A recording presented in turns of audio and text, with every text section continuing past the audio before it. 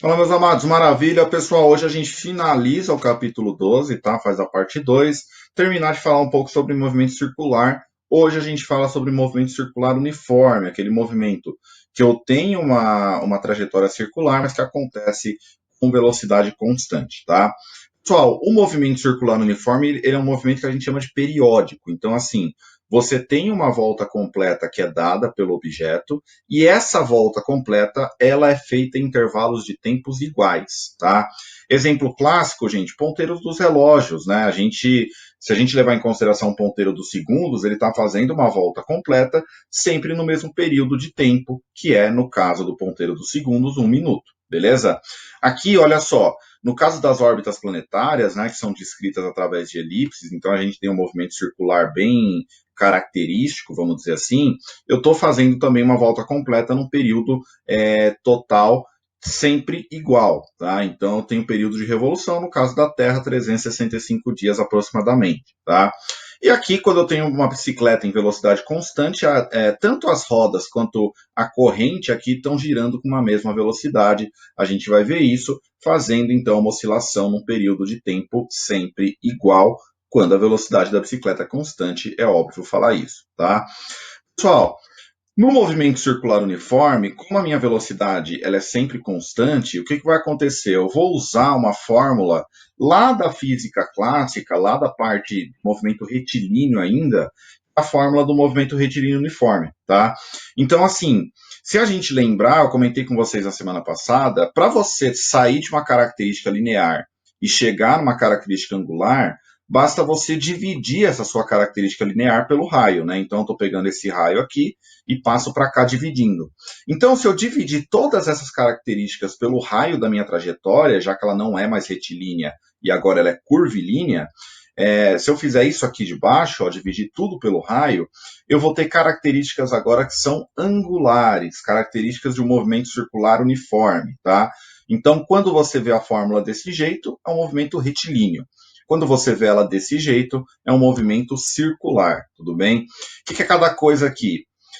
Φ é o espaço angular final, tá? Então é onde esse corpo parou dentro da minha trajetória circular. Φ0 é o espaço inicial, é de onde esse corpo começou o movimento circular dele, tá? Ômega é o que a gente chama de velocidade angular, tá? Então a gente vai chamar isso de velocidade angular, enquanto t vai ser o tempo que durou essa trajetória, beleza? Espaço é dado em radianos, tá bom, gente? A gente já vai conversar sobre isso lá na nossa live. E a velocidade angular é dada em radianos por segundo, tá? A gente costuma usar o radiano e não o grau aqui para falar de ângulo, beleza? Pessoal, dentro das aplicações que a gente tem desse movimento, a transmissão por corrente é uma aplicação bem interessante, é usada em bicicleta, né?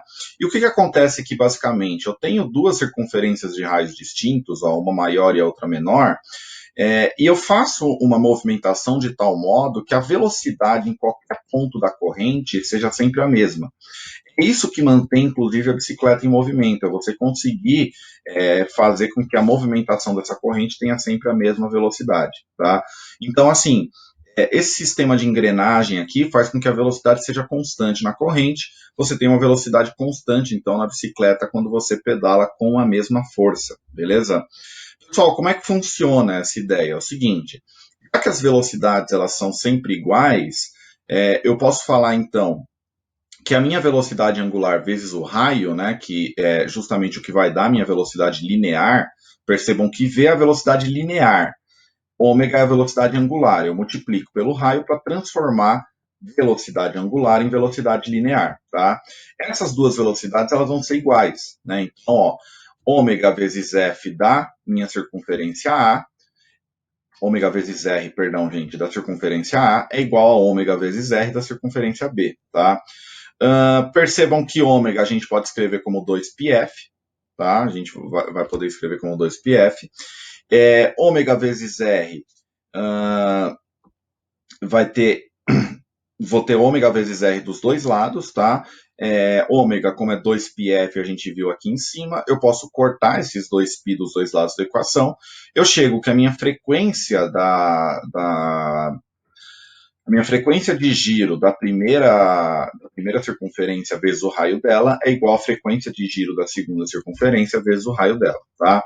Gente, isso fica mais claro aqui, ó. Então eu tenho frequência angular no caso do ômega, né? E o raio da minha circunferência e a frequência f quando eu estou falando especificamente do meu da minha fórmula aqui de baixo, tá? Então essa fórmula aqui ela pode ser bastante utilizada aí por vocês no caso específico de uma transmissão por corrente, tá? Pessoal, o exercício de vocês do formulário hoje, ele fala sobre isso aqui, tá? Então é interessante que vocês usem essas fórmulas, identifiquem o que é cada coisa nessa fórmula e por aí vai, tá? Eu tenho aqui orientações de estudo para vocês terminarem a leitura do capítulo 12, fazer o testando os seus conhecimentos, não tem necessidade de entregar, viu, gente? A única entrega que eu vou pedir para vocês é a produção específica, já está lá no tópico da disciplina de física de vocês, e as atividades do portal do SAS para serem feitas até o final do trimestre, beleza? Gente, beijão e até a nossa live.